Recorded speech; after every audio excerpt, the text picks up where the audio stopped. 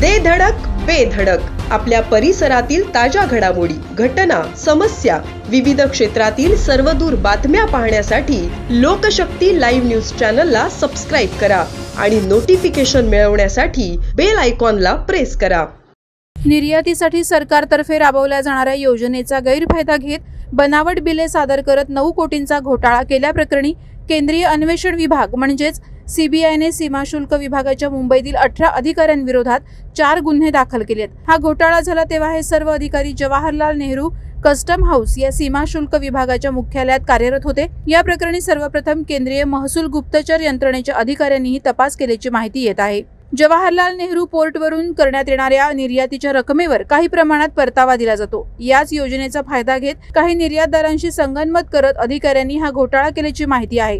यातील पहिले प्रकरण हे 2017 या वर्षातील एप्रिल ते जून या महिन्यातील आहे। अधिकाऱ्यांनी 20 निर्यातदारांशी संधान साधलं। त्यांच्याद्वारे प्रत्यक्षात कोणतीही निर्यात न करता निर्यातीची एकूण 93 बनावट बिलं संमत करून दिली आणि त्यावर आधारित परतावा प्राप्त केला। 20 कंपन्यांच्या या प्रकरणात एकूण 4,74 लाख रुपयांचा परतावा मिळाला होता। तर दुसरं प्रकरण हे 2017 याच वर्षातील असून जून ते जुलै या 2 महिन्यात याच कार्यपद्धतीचा वापर करत सीमाशुल्क विभागाच्या अधिकाऱ्यांनी एकूण 14 कंपन्यांची बोगस बिलं संमत करत 4,04 लाख रुपयांचा परतावा प्राप्त करत सरकारी तिजोरीला गंडा घातला होता। या मालिकेतील तिसरं प्रकरण हे ऑगस्ट ते सप्टेंबर 2017 मध्ये घडलंय। या दरम्यान 11 निर्यातदार कंपन्यांशी संगनमत करत अधिकाऱ्यांनी एकूण 7,08,000चा घोटाळा केल्याचा ठपका सीबीआयनं आरोपींवर ठेवलाय।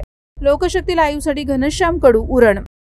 अशाच सच्चाई दर्शवणाऱ्या बातम्या पाहण्यासाठी लोकशक्ती लाईव्ह न्यूज चॅनलला लाईक करा, शेअर करा आणि सबस्क्राईब करा।